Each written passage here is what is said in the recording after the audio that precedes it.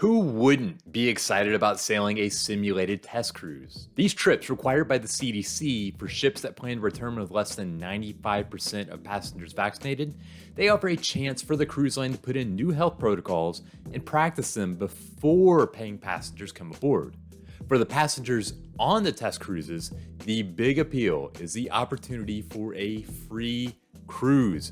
Now, I was lucky enough to get a spot aboard one of these test cruises, courtesy of Royal Caribbean. The trip sailed in late August aboard Oasis of the Seas, which is one of the largest cruise ships on the planet. It was a 6-day trip from Cape Liberty to CocoCay and back again. Here's what it was really like. Everyone had to be vaccinated and tested before boarding. While the simulated cruise is to allow some passengers to sail unvaccinated, everyone on the test cruise had to have the shot. Usually, Royal Caribbean requires passengers over 12 to have the shot, but kids can still sail if they are not eligible yet. However, kids are not eligible for test cruises, so everyone on the ship was vaccinated. In addition, each person was required to have a negative COVID test taken within 72 hours of boarding. And when I arrived at the terminal, the results and the vaccination card were checked multiple times. In fact, I was asked for the vaccination card 4 separate times between reaching the terminal and actually boarding the ship. Knowing that every person on the ship was not only vaccinated, but also tested did help make me feel more comfortable. I do think it would have been nice to have testing done at the terminal as well before boarding, however. Cape Liberty in New Jersey is just south of New York City. From the ship, you can see the entire skyline, including the World Trade Center and the Statue of Liberty. To get to the open water, the ship just has to take a turn south and head to sea. What everyone on board got to see was something completely different. After leaving the dock, the ship took a turn to the north and sailed right by the Statue of Liberty for a photo op, and then did a spin near Lower Manhattan. Everyone rushed to the top deck to get photos and video.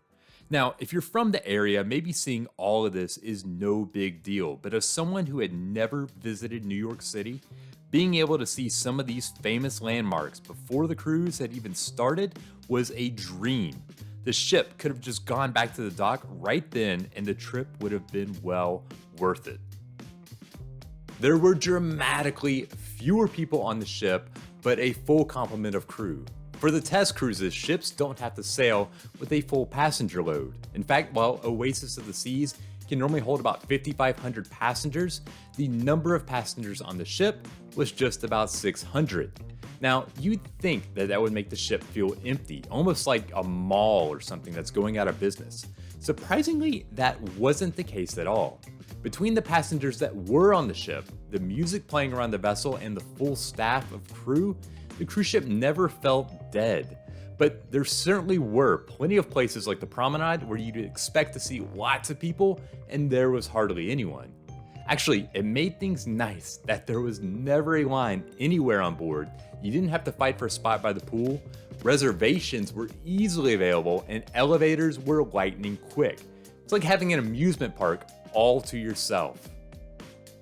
New protocols were in place. Of course, the main reason for the test cruise is to practice and review the protocols put in place to keep passengers healthy. Over the course of the trip, guests saw a number of changes that showed just how things will be different, at least for the time being. The changes, they started with wristbands that vaccinated passengers wear around the ship. This band, it identifies your vaccine status, giving you access to areas for vaccinated passengers only, such as the casino or the spa. Around the ship, masks are required in indoor areas except for vaccinated-only spots. Hand sanitation and hand washing stations are everywhere, and whenever you enter a new area, like a restaurant or a shop, you'll be asked to clean your hands. Distancing is in place with many tables and restaurants closed off, even if nobody else is around. Most food is no longer self-service, but it's already served individually plated, and the staff even gives you a plate in the buffet instead of you getting your own. There are also some more subtle changes for passengers, such as simply giving your room number to the staff at a restaurant to pay for a meal, instead of handing over that key card. The crew then checks your photo in the computer to make sure the correct person is making the charge.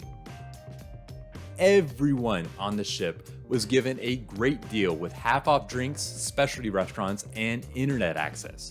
That was a nice perk in addition to being a volunteer on a free cruise. That did give an opportunity to try some things normally you might not purchase. For instance, during the break, Royal Caribbean rolled out a brand new drink menu with more than 20 new cocktails. One that I tried and thought was the perfect pool drink was called the Strawberry Blonde. Features Tito's vodka, strawberry, lemon juice, and mint. The taste was light and sweet, but despite not tasting a strong alcohol flavor, it definitely packed a punch. Everything was open around the ship. Despite only having a limited number of passengers on board, it wasn't as if the venues and activities on the ship were closed down due to low capacity. In fact, everything was open and available, just like on a regular cruise. During my trip, I played in the casino, I tried a lot of the specialty restaurants, multiple bars, zip lining, water slides, and more.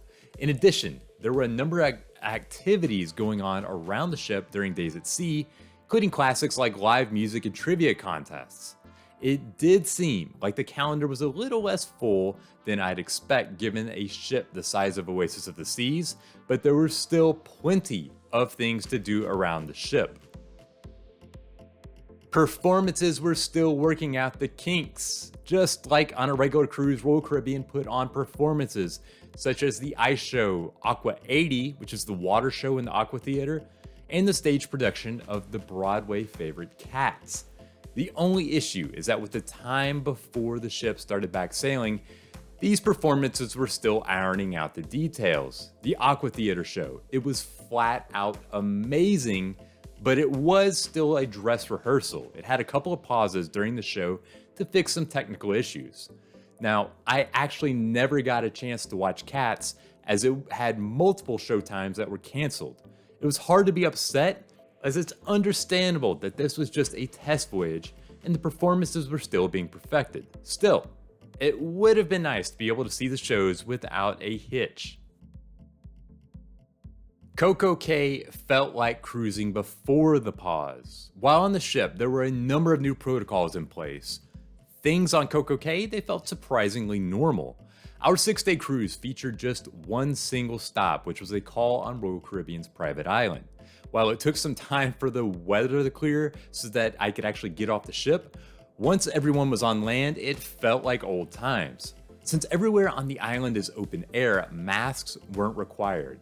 There was also plenty of space for everyone to spread out. In addition, all of the amenities on the island were open to enjoy. Now, as a bonus, volunteer passengers on the ship were given free admission to Thrill Water Park. The simulated cruise had a lot to like, but not everything was perfect. Now, the obvious thing to like is that everyone on the ship was a volunteer, meaning they didn't have to pay to take a 6-day cruise. You add in discounted drinks and meals, and there's even more to enjoy. As for the downsides, I mentioned glitches in the performances since they were still rehearsals.